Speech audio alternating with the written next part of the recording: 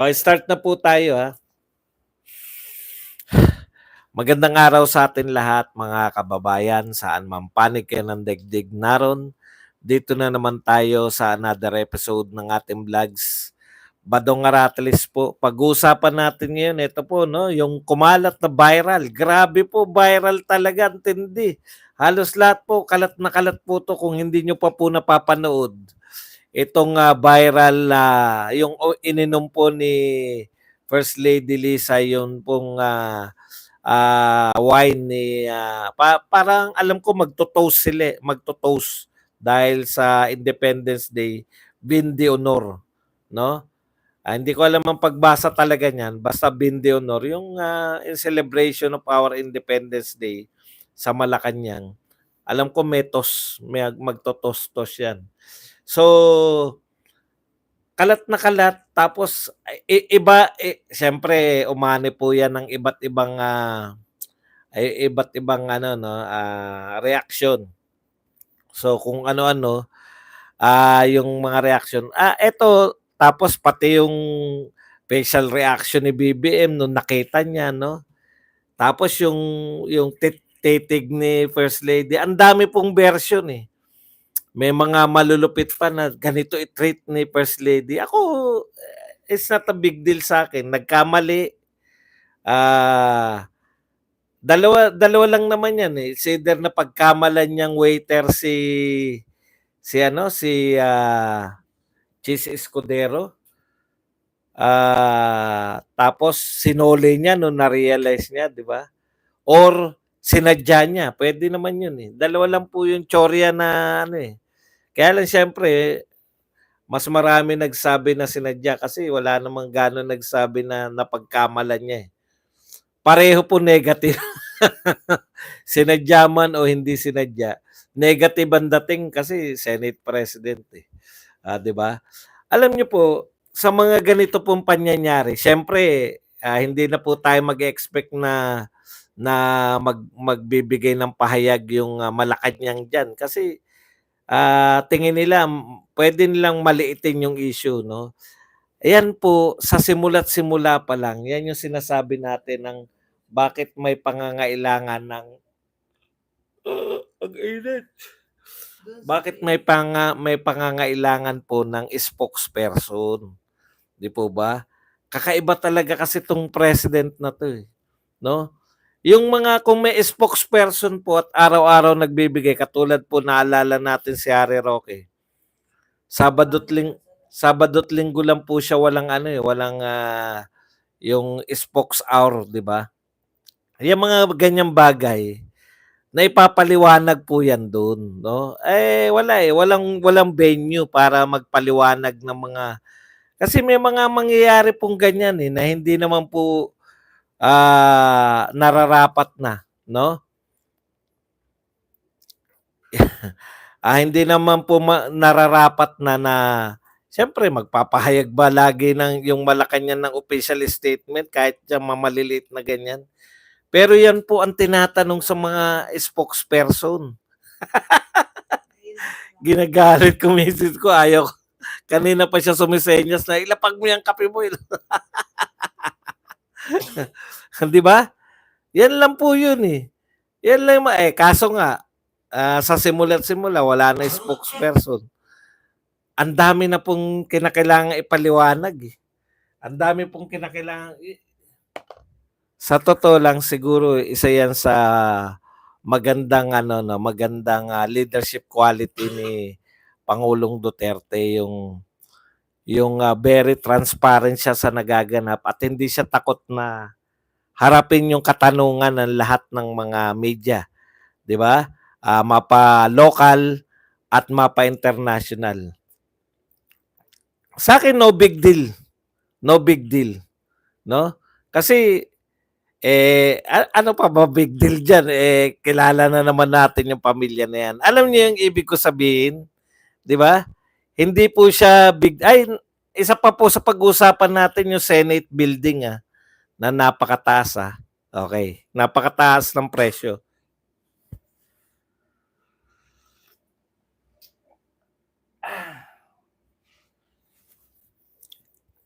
Hindi po big deal 'yan, madali pong masagot 'yan kung may spokesperson. Nagiging big deal po 'yan katulad po ng lahat ng issue ng pamahalaan na 'to kasi tumatagal, 'di ba? Tatagal hanggang sa magsanga-sanga na. 'Yan po yung 'yan po yung nung panahon ni Pangulong Duterte na kumbaga, naa-address kaagad, lahat ng issue na-address kaagad. Yung mga makukulit na lang talaga yung nag-i-issue pa. Halimbawa, 'di ba? Kasi walang transparency. Yan pong kawalan ng spokesperson, patunay po yan na ano, eh, 'no, ang hirap-hirap kunin. Yung ibig ko sabihin ng hindi hindi na big deal yan, mas malalaking issue nga hindi nila sinasagot, eh. Yan pa ba sagutin? Yun po yung ibig ko sabihin, 'no? Hindi na nga sila makapagpaliwanag sa sobrang lalaking issue, eh. Halimbawa, yung mga ayu-ayuda na 'yan, 'no? Eto pa ba ipapaliwanag nila yung pagkuha ng baso. Anyways, siyempre si Chis Escudero dahil bagong-bagong Senate President, apektado siya, 'di ba? Apektado siya yung it may appear kahit hindi man gano'n, di umano, 'di ba? It may appear na para lang talaga siyang, gano'n nga ang treatment sa kanya, 'no? Parang tini-treat siya na, ano ba 'to, waiter? O napagkakamalang waiter. Kasi both, ano man yung yung purpose, ano man yung purpose, opo, tama po yun, pinalalaki natin. Dapat hindi naman lumaki, 'di ba? Tama ka, Noli. Bakit lumalaki? 'Di ba, Nold? 'Di ba? Bakit kaya lumalaki, Nold? Kasi nga kulang yung pamahalaan, 'no? Ito unang-una pa 'to, eh. Tama ka naman, bakit ko pinalalaki? Hindi po ako nagpapalaki. Tulog nga ako ngayon maghapon, eh. Nasa galaan nga ako maghapon, eh. Malaking issue na siya paggising ko. Si Badong ba nagpapalaki? Ang sinasabi ko, kung mayroon na sana na sistema 'tong pamahalaan, nasasagot sana yung mga according sa inyong mga loyalista ay maliliit na issue. 'Di ba? Yun lang yun. Lumalaki. Sabi mo nga, maliit na issue. Pero bakit lumalaki? Kasi wala kayong sistema ng pampaliit ng issue. Maliit na sunog, walang pampatay ng maliit na sunog. Anong kahit na napakaliit na sunog 'yan, kung wala kayong sistema paano 'yan papatayin? Saan ba nagsimula yung mga malalaking sunog? Malaki na kaagad 'yan? Nung nagsimula, malaki kaagad? Hindi. Puwede nga nagsimula lang 'yan sa sigarilyo, eh. Gano'n din po yung mga issue ng pamahalaan. Ang sangkatutak, 'di ba 'yan yung lagi nating puna? Dehen bukiki, hindi sasagutin, pasasaan ba, makakalimutan din 'yan. Yun po yung pagpuna natin dun, yung hindi mo tinitreat. Katulad niyan, treatment yung mga loyalista, maliit na issue yan, hindi dapat pinag-uusapan. Dun nadadali yung boss nyo. Dun nadadali yung Pangulo ng Pilipinas. Pwede naman talagang maliit na issue. Kay Duterte nga, ang lalaki ng issue. Kay Duterte, ang dami niyang kinalaban. Pero wala, hindi lumalaki. Murahin niya yung mga oligarko, kayang-kaya. Hindi lumalaki kasi nilulutas agad. Yun yung sinasabi ko. Maliit at malaking issue, pag hindi mo nilutas yan, problema rin yan. Simple lang yan. Ano lang yan? Alam niyo kung ano lang ang simpleng problemang ganyan? Spokesperson lang. Ang tanong, may spokesperson ba? Hindi po ako nakikialam.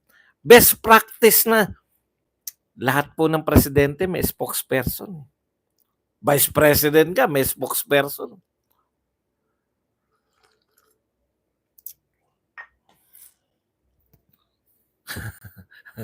Di ba? Ganun lang yan eh. Okay. Ano man ang sabihin nyo, sumagot na po si Chis Escudero. Sumagot na po si Chis Escudero. Oh. Okay, tamo, Yamamoto. Dotae kulong na. Talaga? Di fake news ka niyan. Di ba? Paano makukulong? Sa utak ninyo dahil sa kawalan ng kawalan ng ilalaman ng utak niyo. Yung chismis na nasagap nyo, prinases ng kapiraso yung utak, nakakulong na. Si Duterte nakakulong na. Di ba? Hindi you are lahat po kayo nami-miss nyo po yung point ko eh. Ang point ko po ganito. Simple lang po. Maliit at malaking problema.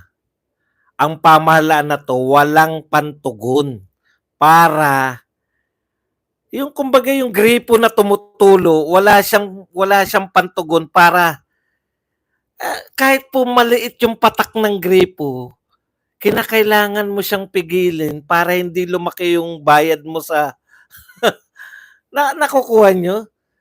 Yun yung pinakapunto ko rito eh. Walang system in place tong gobyerno na to para pantugon sa lahat ng uri ng problema. Maliit na problema, walang pantugon. Lalo na yung malaking problema. Yun yung point ko, yung system of governance. Wala tayo. Kung ano lang yan. Tapatan nila, isisi nilang kay Duterte yan. Isisi lahat kay Duterte.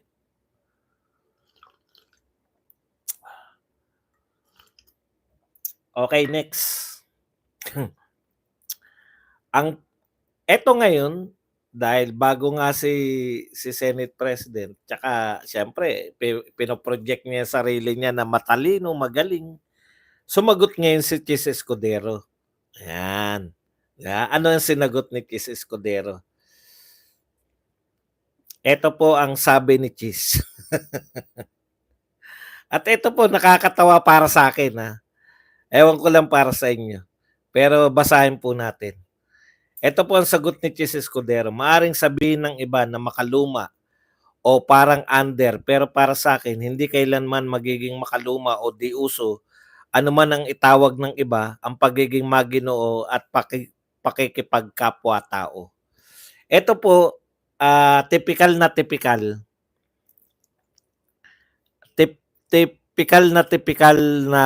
dilawan, no? Kasi yung is either sasagutin mo lang o hindi. Malamang ang gusto niyang i-address yung pagkapahiya niya. Balibalik ta rin man, nakakahiya po yung pangyayari, no? Nakakahiya yan eh. Sadya man yan o hindi sadya, nakakahiya po yung naganap. Okay. So big deal man yan o small deal yan, nakakahiya po. Pero ang mas nakakahiya para sa akin, yung typical na dilawan na nagsumasagot ng mga maaalon na mga salita na walang ibang ibig sabihin. Walang ibang ibig sabihin. Ayan, no, maaaring sabihin ng iba na makaluma o parang under, pero para sa akin, hindi kailanman magiging makaluma o di uso. Ano man ang itawag ng iba, ang pagiging maginoo at pakikipagkapwa-tao. Ito po, naririnig ko yung mga ganitong salitaan kay Leni Robredo. At sa iba pang mga naunang dilawan. Yung mga bubuwagin natin, iahon natin ang mga nasa laylayan, bubuwagin natin ang mga pader ng mga sagabal sa ating mga layunin, na itaguyod ang napakagaganda pong pakinggan pero walang ibang ibig sabihin. napahiya ka, Chis Escudero, gusto mong magsalita ng mga kung ano-anong mga bagay para pagtakpan yung kahihiyan na dinulot sa iyo ng pangyayari with First Lady, mas lalo nakakahiya yung sagot mo. Okay, dito po mas maganda yung attitude na kung wala ka rin lang, kung hindi rin lang maganda yung sasabihin mo, shut up. Di ba? No comment. Kaya napakaganda po ng sinasabi ni BP Sara, hindi nyo na-appreciate. Kung wala siyang magandang iambag, no comment na lang. Kasi pwedeng sabihin ni BP Sara yung ganyang kalalalim eh. Di ba? Maaring sa ibi ng iba na makaluma o parang under. Diyan po mas lumalabas na yung pananahimik, no? Yung pananahimik ay mas maganda. Hindi kasi nakaka-appreciate yung iba eh. Meron pong timing yung pananahimik.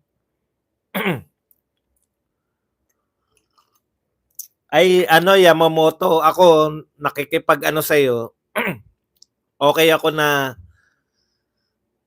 Yamamoto na ano eh, na makipag-diskusyon. Pero yung magpe-fake news ka na under si Sara ni Kibuloy, pwede ka nang tanggalin dito. pag hanggang okay pa kayo, hanggang kumukontra lang kayo, okay lang. Pero yung nag-i-imagine na kayo, meron limit yung imagination dito. Okay. Ayun po, no? Mas magandang nanahimik si Chis Escudero, lunukin niya yung pagkapahiya. Total, hindi naman siya may gawa nun eh. Di ba? Ganun lang yun eh. Napahiya ko pero hindi naman ako may kagagawan. Lulunukin ko na lang yung pride. Hindi ko kinakailangang magpaliwanag. Yan po yun. Kung yung no comment po, dyan po applicable sa mga ganyan.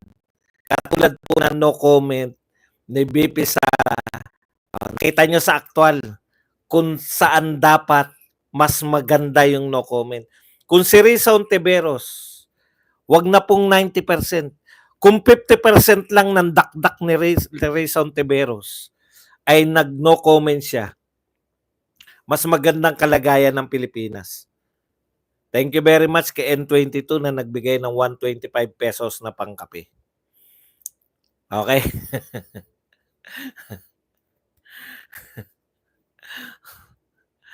Punta na po tayo.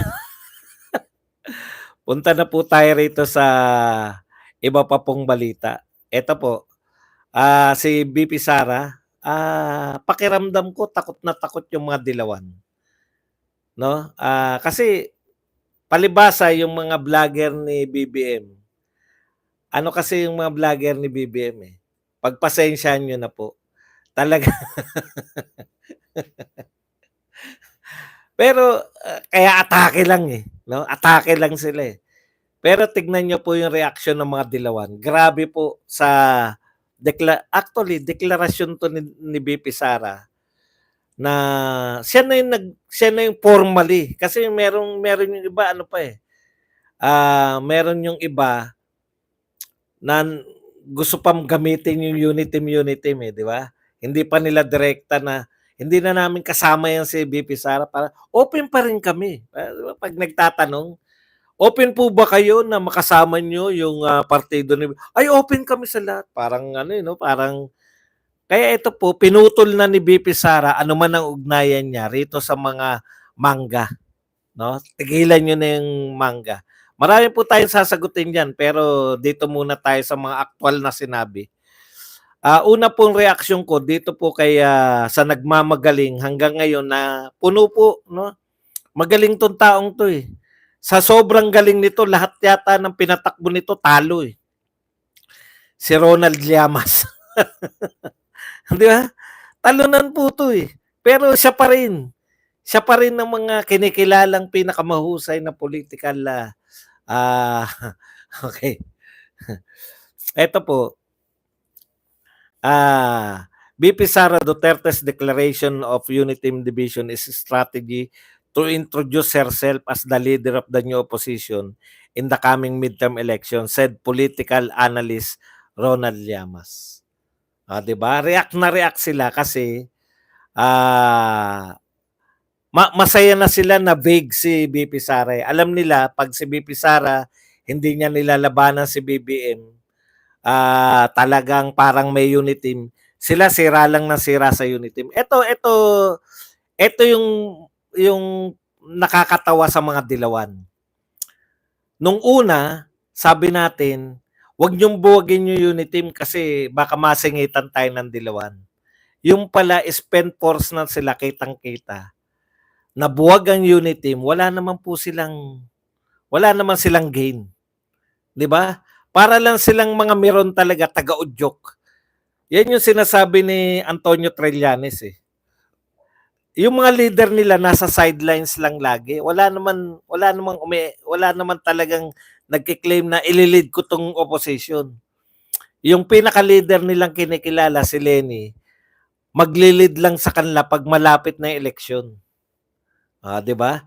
Yan yung hinahanap-hanap kaya nga sabi ni Trillanes, eto na leader natin si Ontiveros. Si Ontiveros, kahit na anong gawin ni Ontiveros, wala eh. Hindi siya pwedeng maging leader.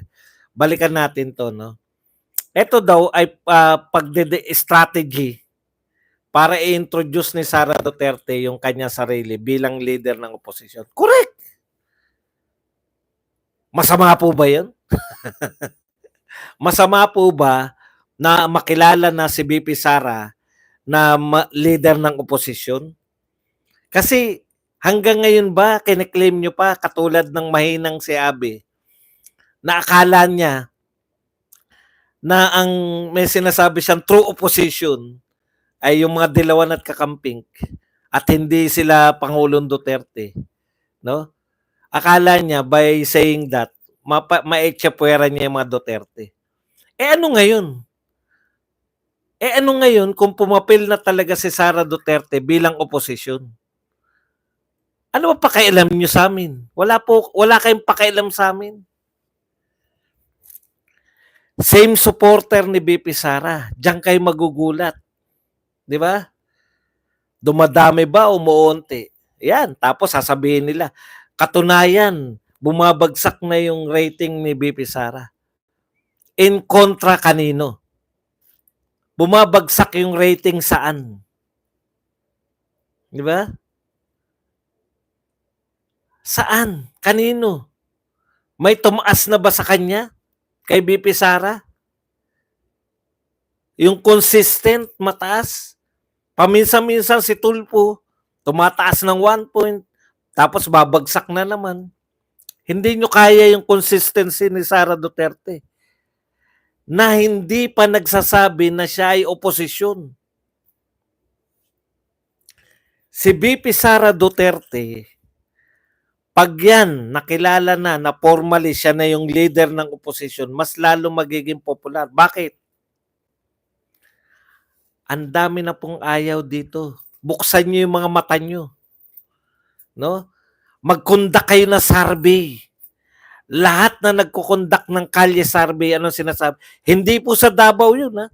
Nagko-conduct dito sa Metro Manila.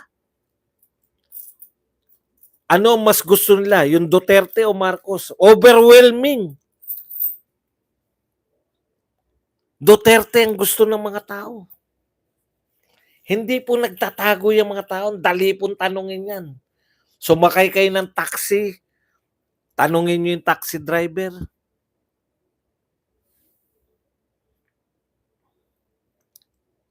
Hindi, may mga survey company na mapagkakatiwalaan. Di ba? Tsaka hindi naman po bumababa si Sara Duterte. Gusto lang nilang sabihin na mababang-mababa na si Sara Duterte. In fact, si Sara Duterte mataas pa rin. Ngayon kayo namumblema, kinakabahan sila.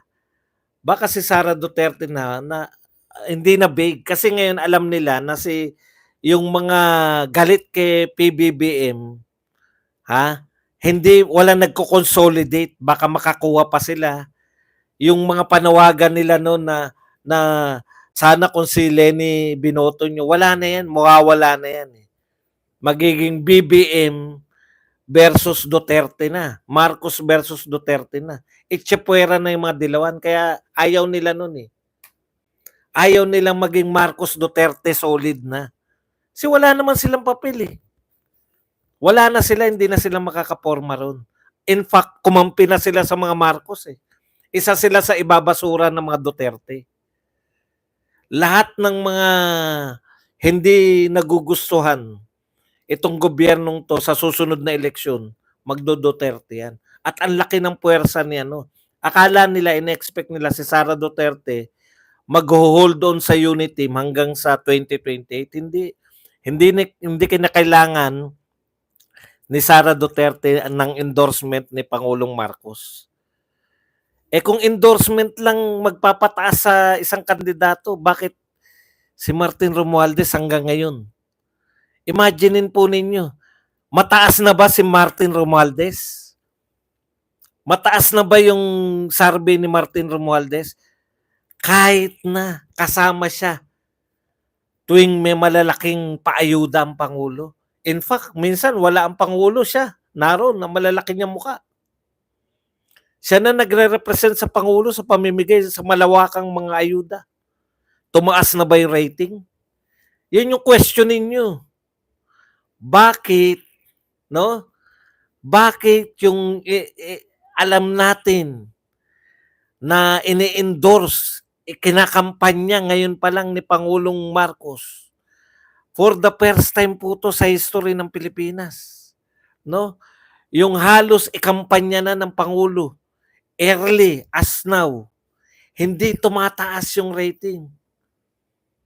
Ibig sabihin, pagdating ng panahon na mag-endorse na yung Pangulo, it will be a curse. No? Ito ay hindi magiging magiging sumpa pa. Aayawan pa yan. No? Walang kapag-apagasang manalo. Kala nyo ba naghangad? Hindi ka endorso ni Pangulong Marcos. Ano ngayon kung hindi nyo endorso si Sara Duterte?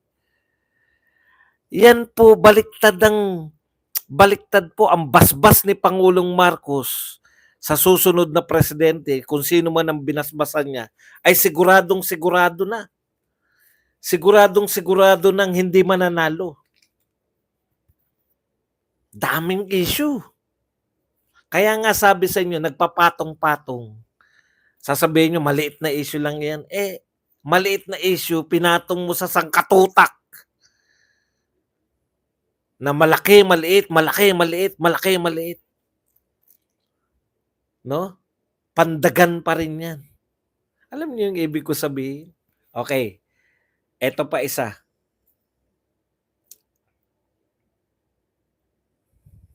Kaya maganda po sa eleksyon eh. Ano niyo po eleksyon tong pinag-uusapan natin ha. Baka kung ano-ano na naman ipasok yung mga issue.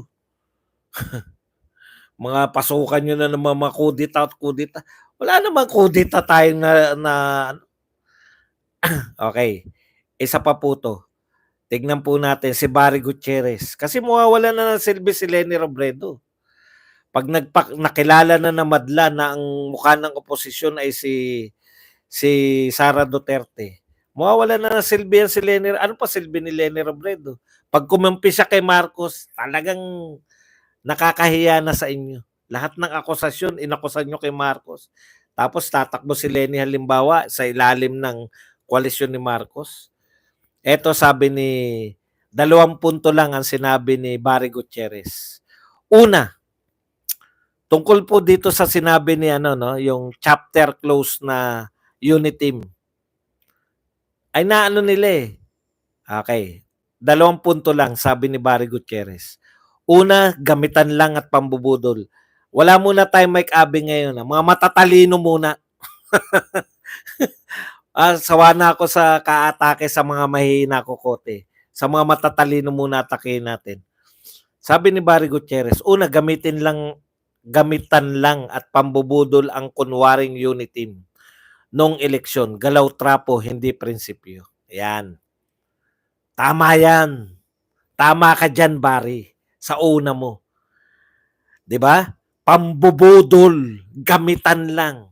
Correct. Sa amin galing yan eh. 'Di ba?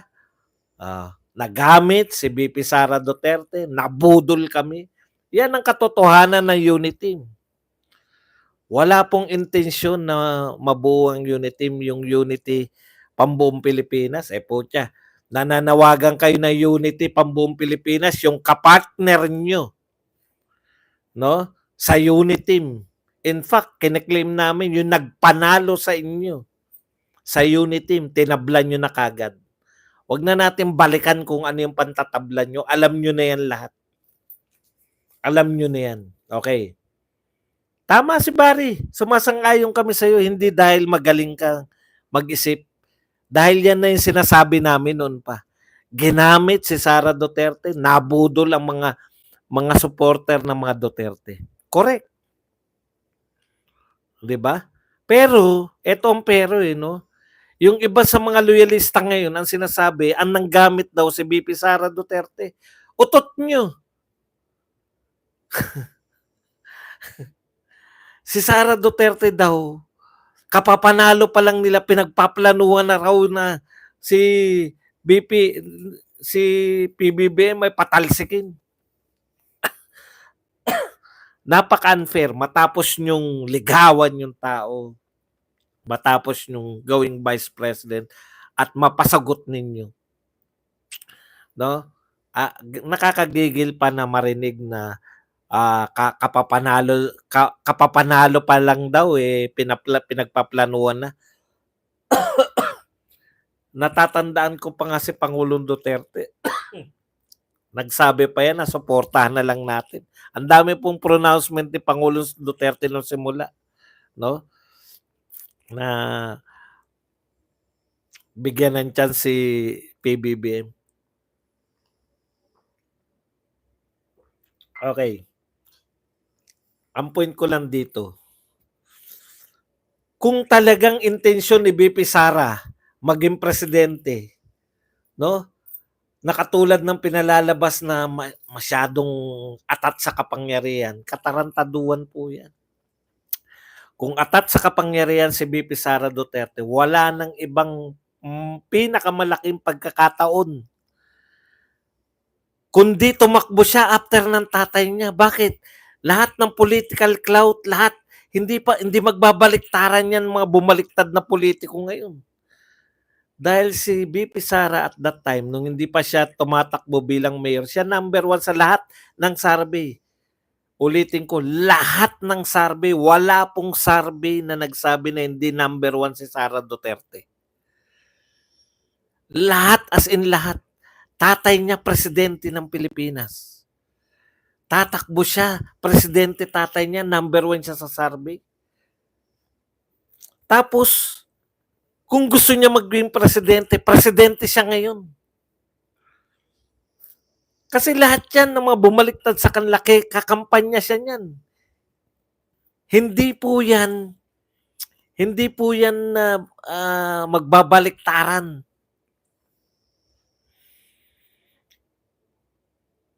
Tapos sasabihin nyo, masyadong gigil sa kapangyarihan si Sara Duterte. Pwede niyang gawin lahat. Pwede niyang gawin na maging presidente siya sana. Hindi niya po ginawa. Hindi siya tumakbong presidente.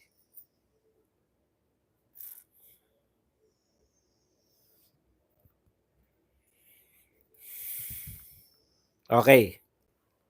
Punta po tayo rito sa ano. Kaya tigil-tigilan nyo kami. Tigil-tigilan nyo yung mga Duterte supporter na atat kami, kapapanalo pa lang pinagpaplanuhan. Bakit pa namin pagpaplanuhan? Pwede naman tumakbo si Sara kung gusto niya maging presidente. Kinumbinsin nyo nga na tumakbo sa national. Ano sabi ni Sara Duterte? Gusto kong tumakbo na mayor. Gusto nyo akong patakbuhin bilang presidente. Compromise ko to, vice president. Pagbibigay dun sa mga ransararan na hindi tumitigil sa panawagan na tumakbo siya. tumakbo na lang siyang Vice President. Yun. Okay, punta po tayo rito sa last na balita natin. Ito po, maikli na lang po 'to. Kasi wala pa naman detalye tayo rito. Okay. Tungkol po dito sa Senate. Ay hindi, ito pa pala muna, no? Meron po lumabas dito 4 hours ago. Exclusive sa TV Patrol, exclusive inamin ng Bureau of Fire Protection sa Porac, Pampanga na hindi nila napasok ang compound ng Lucky South 99 para mag-inspeksyon noong Mayo. Ito'y matapos umano silang harangin at pagbawalang pumasok ng mga opisyal at security ng nasabing Pogo Hub. No? Yung Pogo Hub na ni-raid. Alam nyo, tignan nyo nakita nyo po yung ano, nakita nyo po yung anong tawag dito, yung excessive force na ginawa nila para mahuli si Pastor Quebuloy na hindi naman nila nahuli. Ayon nga kay Aimee Marcos, kapatid mismo ng presidente, bata-batalyon yung naroon sa Davao, no? Sa airport pa lang, etc. Bata-batalyon. Tapos nakita nyo to, sinasabi nitong mga mag-inspeksyon sa Pogo, hindi namin pinagbawalan silang pumasok. Nakita nyo po yung diferensya. Ito pinaghinalaan nila, kinakailangan nilang ma-inspeksyon dahil ang hinala nila dyan, may illegal pong ginagawa dyan sa Porac, Pampanga. Tapos eto, hindi sila pinayagan. Wala na po, hindi pinayagan kaya hindi nila na-inspeksyon. Hindi po ba dapat dyan po ginagamit yung gaano kalaking puwersa yung ginamit nyo kay Quebuloy? Hindi ko po sinasabi kasi marami po nagtatanggol dyan, no? Hindi ko po sinasabi na anong tawag doon? Na mali yung PNP sa paggamit ng puwersa. Call nila yan eh. Pero hindi po ba nararapat din na kung meron kayong gagawin na pogo, i-inspection, hindi ba napakasakit na marinig ng katulad ko ngayon? Ngayon ko lang to narinig eh. Kaya pala nila hindi na-inspeksyon yan dahil hindi sila pinapayagan ng gwardya. Hindi sila pinapayagan ng gwardya? May malakas pala tayong mga puwersa na pag hindi kayo pumayag, pwede namin gibain yan. Yun po yung sinasabi ko, bakit po hindi natin sila gamitan ng nararapat din ayon sa batas? Kasi sabi nyo, ayon sa batas yung ginawa ninyo sa Davao eh. Di gawin din natin ayon sa batas. Wag na po yung Island Cove kasi hindi natin alam yan eh. Wag na yan kasi issue pa yan eh. Ito na lang po, yung napatunayan na maraming illegal. Hanggang ngayon, nakakakita pa po ng mga uniforme at kung ano-ano. Sabi nyo, hindi excessive force, di ba? Sabi kasi ng mga makakibuloy, at sabi mismo ni dating Pangulong Duterte at ni VP Sara, masyadong excessive force. Sabi rin po ng kapatid ng presidente, masyadong excessive force yung ginamit nyo kay Pastor Quebuloy. Sabi ng PN, hindi yan normal. Sabi nga ni Abi, hindi yan excessive. Pwede po bang gamitan nyo yung mga pogo ng hindi excessive? Yung ganun pong hindi excessive. Yung bata-batalyon. Bakit po hindi natin magamit yan sa pinaghihinalaan natin na eto po, pareho lang eh. Di ba? Guilty until proven otherwise. Eto po, guilty until proven otherwise. Meron kayong hawak na search warrant. Pwede kayong mag-search dun sa Porac, Pampanga. Ano po yung hindi namin nakita? Yung hindi excessive force. Hindi Hindi ko sinasabing excessive force. Sa salita nyo na. Hindi naman pala excessive force yung Kekabuloy Pwede po bang gamitin nyo rin yan sa mga hindi excessive force? No? Pwede po bang gamitin nyo rin yan sa mga pinaghinalaan yung illegal? At hindi po simpleng illegal. Ang bintang nila, merong mga sleeper cells Di ba? Hindi. Yun napatunayan na po. Yung sa Pampanga na. Wag na po sa mga hindi pa napapatunayan. Bakit po hindi nyo siya? Kasi maangal ito yun.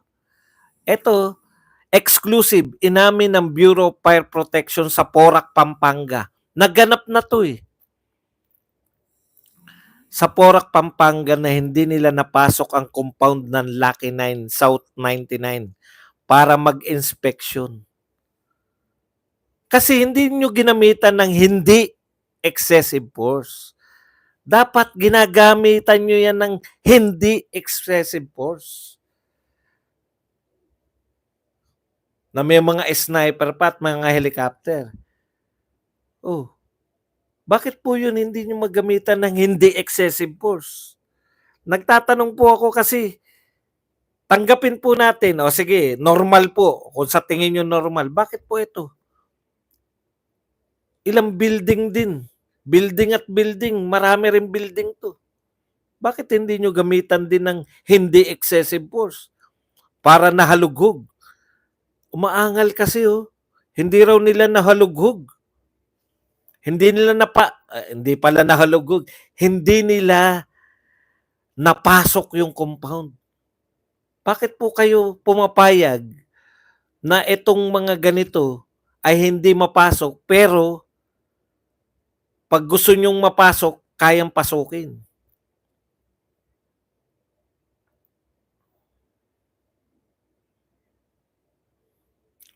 Pag yung mga hindi po lumalaban, wala tayong nabalitaan na no? Na nagpapatok sila ng baril o naghagis ng granada. Dito po may hinala kayo, maraming criminal element. Dati na naming nababalitaan yan Na yung mga yan, may mga criminal element. Bakit po hindi natin? Yun lang po.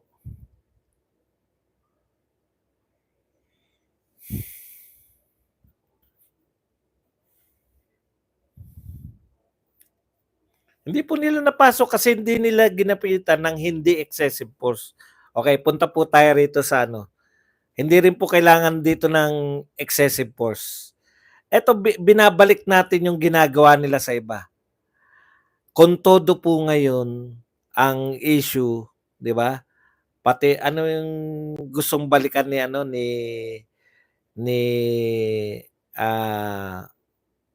Ontiveros, Parmali na naman, di ba? Gusto na naman nilang imbestigahan. Eto, tanong ko sa inyo, Senate. Hindi po namin alam to. In fact, kay Escudero at kay Cayetano lang po namin nalaman na may issue pala yung building ng New Senate. New Senate building. Yung bago po ninyong tahanan. Basahin ko lang yung yung balita na to ng GMA Online. The construction of the new Senate building in Port Bonifacio, Taguig City will continue. Hindi yan yung will continue na yan Kung ano yung problema. What's the controversy? Ito po.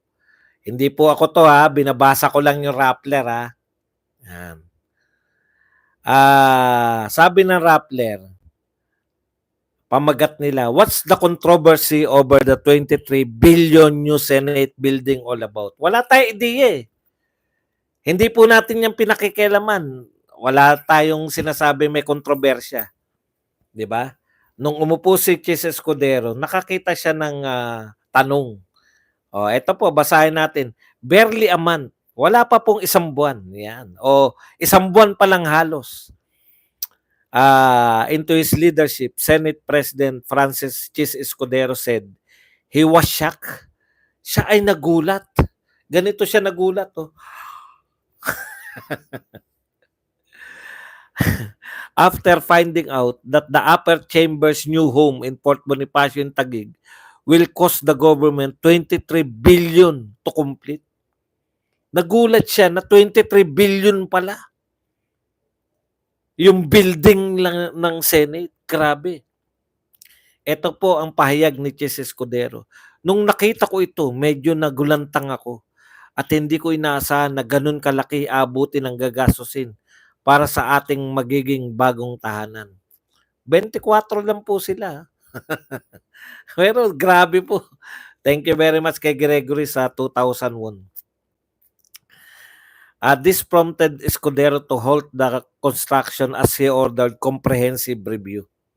Napilitan po siyang ipatigil ang construction para ipa-review kung bakit aabutin ng 23. Ito po ang sinabi pa rito. Magkano ba siya simula, no? Sa simula daw, ayon dito sa report, sana ba? The proposal to transfer, yan. Cayetano flagged the dramatic increase in project's budget from an initial 8.9 billion initial to 23.3 billion. Ang laki po, no? 8.9 to 23.3. Okay. Ngayon, ito po ang tanong ko. Wala kaming alam dyan, di ba? Kayo rin, mga senador din na nagsabi niyan. Kayo din 8.9 billion ang original budget, magiging 23.3 billion. Pag kami po nagpagawa ng bahay, pag nadoble po, gigil na kami. Pare, sabihin natin sa di ba, sa mga kakontrata mo. Pare, kontrata natin, sabi mo 1 million lang magagastos. 2 million na ako. May kulang pa rin. Alam mo pare, ubos na lahat ng ng kinita ko sa abroad. Di ba ganyan tayo makipag-deal? Ito po, hindi lang na doble. No? Nagsimula ng 8.9 billion. Tapos, bago matapos, 23.3 billion na.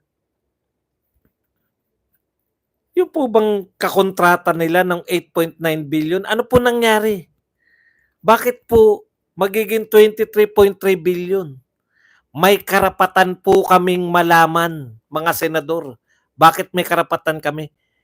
Pera namin yan. Pera yan ng taong bayan. May karapatan po kaming malaman kung bakit yung 8.9 billion original budget naging 23.3 billion. Paano po namin malalaman? Magre-report ba kayo sa amin? Hindi. Gusto namin ng Senate investigation. Lahat na lang iniimbestigahan nyo. Papaalala ko lang po sa inyo, ha? Nag-Senate investigation yan si Senator Ontiveros.